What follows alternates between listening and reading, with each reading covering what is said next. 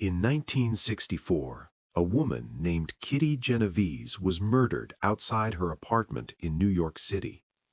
What shocked the world wasn't just the crime, it was the claim that dozens of people heard her screams and did nothing. Newspapers said 38 witnesses watched and never called the police.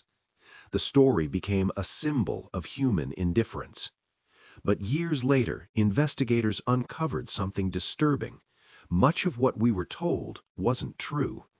This is what actually happened. Like and subscribe.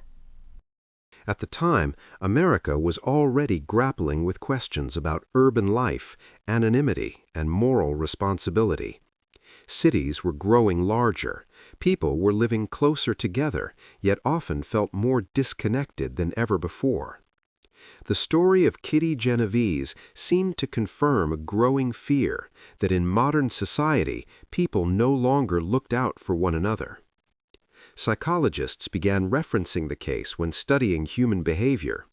It was used to explain what later became known as the bystander effect, the idea that the more people witness an emergency, the less likely any one person is to act. Her name became shorthand for that theory. Over time, the details of her life faded, replaced by a single idea: silence. But the truth of what happened that night is more complicated. It was just after 3 o'clock in the morning on March 13, 1964.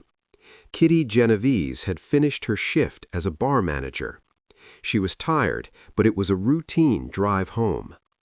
She parked her car on a residential street in Queens, not far from her apartment building. The neighborhood was quiet. Most residents were asleep. Streetlights cast long shadows across the pavement. There was nothing unusual about the moment, nothing to suggest danger. As she walked toward her building, a man noticed her. He had been watching. When she realized someone was following her, she began to move faster. She tried to run. He caught her and stabbed her twice in the back. Her screams shattered the stillness of the night. They echoed between buildings, carrying upward toward apartment windows. Some residents woke suddenly, confused and disoriented. Lights turned on. People looked out from above, trying to understand what they were hearing. From their vantage points, the scene below was unclear. They saw movement, shadows, and heard screams, but could not fully see what was happening. Then the attacker ran away. In the darkness, Kitty managed to stand. Injured and bleeding, she moved away from the street and toward the entrance of her building. From above, it appeared the incident was over. The street grew quiet again. Believing the danger had passed, some residents returned to bed. This moment, the pause, would later become central to the story. Because while the street seemed calm, she was still badly wounded, she was still alone, and she was still in danger. She reached the vestibule of her apartment building, a small enclosed space just inside the entrance. There, out of sight from the street, she collapsed. Several minutes passed. Then the attacker returned.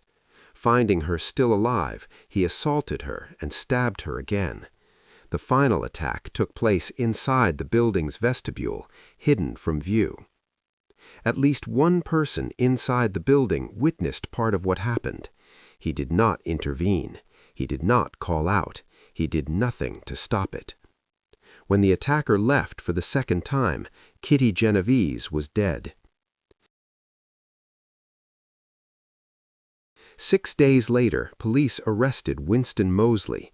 He later confessed to the murder, as well as other violent crimes. He would spend the rest of his life in prison. 2 weeks after the murder, a front-page article appeared in the New York Times. It claimed that 38 witnesses saw the attack and did nothing. The number was powerful. It gave the story scale.